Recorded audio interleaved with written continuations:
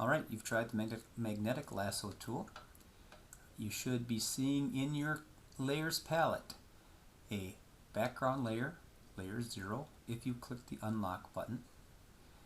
You should see layer 5, 4, 3, 2, 1. Again, layer 5 looks like approximately like this. Layer 4, which should be about your best looking layer.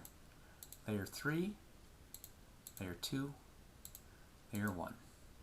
Now, what I'm going to do is, so I can keep track of which layer is which, I'm going to simply rename them. If I double click on this layer 1, it highlights the name of the layer, so I'm going to simply click rectangle. And then I'm going to click on layer 2, double click on that, and I'm going to put ellipse.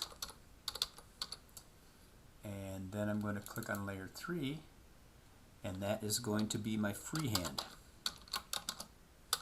Whoops. Freehand, and I'm going to double click on layer 4. That is my polygonal. And I'm going to click on layer 5, and that is my magnetic. So there are all my layers, and I'm going to go ahead and rename layer 1, layer 0 right away back to background. So there are my layers.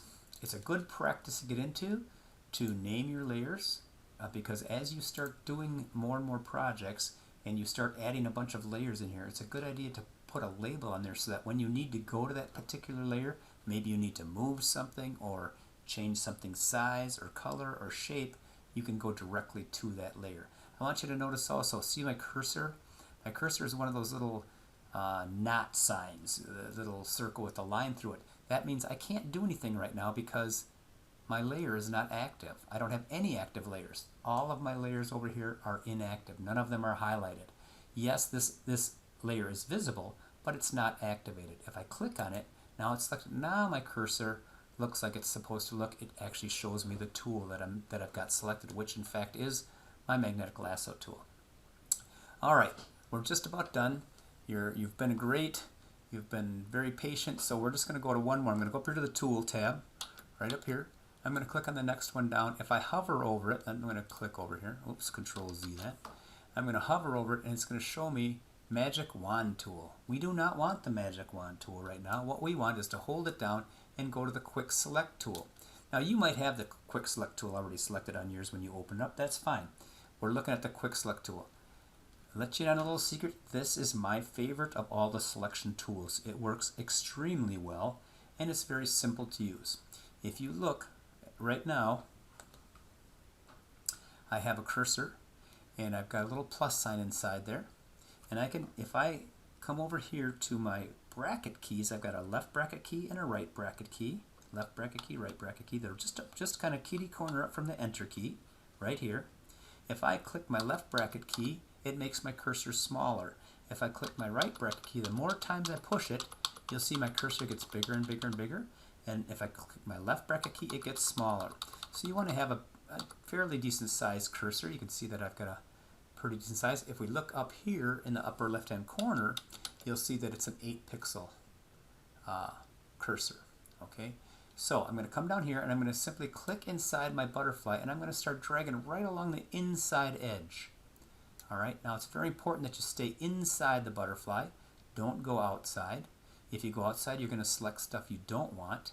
The other thing that's very critical here, and some of you are not going to do it, and you're going to be very frustrated because you're going to try to select this butterfly and it's not going to work, and that is you need to have the background layer selected. Right here, my background layer is active. Alright, so I'm going to continue around the inside, and I'm just going to touch the outside edge of this butterfly all the way around, and my selection fills all of this in the inside, and it'll go out as far as I click on it. So I can go out here and I can just kind of trace around the outside edge. It's kind of like the freehand, except it's much more forgiving because it's a lot easier. Now, one thing I want you to notice, if I happen to go outside here and I get this kind of big area right here, oh, I don't want that. All I have to do is use the modifier Alt key. So if I click on the Alt key, my cursor changes to a little minus. So now if I click on the outside of the butterfly and go through that area that I don't want, it will actually subtract it from my selection. Now I can come and let go of the Alt key. I can come back to the inside and tweak where I want. Now here I went kind of outside. I'm going to hold the Alt key again, and I'm just going to trace along the outside until I get that right where I want it. I'm going to come down here. I kind of missed this little white spot down here and this little white spot down here. Now I've also gone too far. I've got some green showing. I'm going to click the Alt button, and I'm going to hold the Alt button down while I drag across that green section. Now I've done it, I've tweaked it there. So I'm going to go one more time here. That looks pretty good. All right. So once I get all that done, now here's the interesting thing. I want to do these antennae. Now I can make my brush really, really small. Control plus. I can zoom in. All right. Hold my space bar. I can see I've got these antennae. I can use my bracket key to make my brush really, really small, and I come and do these antennae like this. Matter of fact, that works pretty well, I guess. And I can come up here and do this antenna. But I also have another option. I'm going to just do Control Z. That's undo. Control Z. I don't have to stick with this tool. I'm going to hold my Alt key. I'm just going to clean up this little edge right, this little spot right here. Now I'm going to go up here, back up here. I'm going to click on my lasso tools. I'm going to pick my polygonal lasso tool. Now I'm going to come down here. I'm going to hold the Shift key, which gives me a plus, which lets me add to my selection. I'm going to click here, and I'm simply going to click up here, and I'm going to select the antenna using my polygonal lasso tool because I know that that works extremely well for this. So you might, during your selection, decide that one tool works good for part of your selection, but a different tool might work good for another part of your selection, and it's okay to switch. You simply have to use the Shift key to add to your selection or the Alt key to subtract from your selection. Okay, I am going to Control minus a couple times to see my selection. Now I can see the whole thing. I'm going to hold my space bar down and pan a little bit.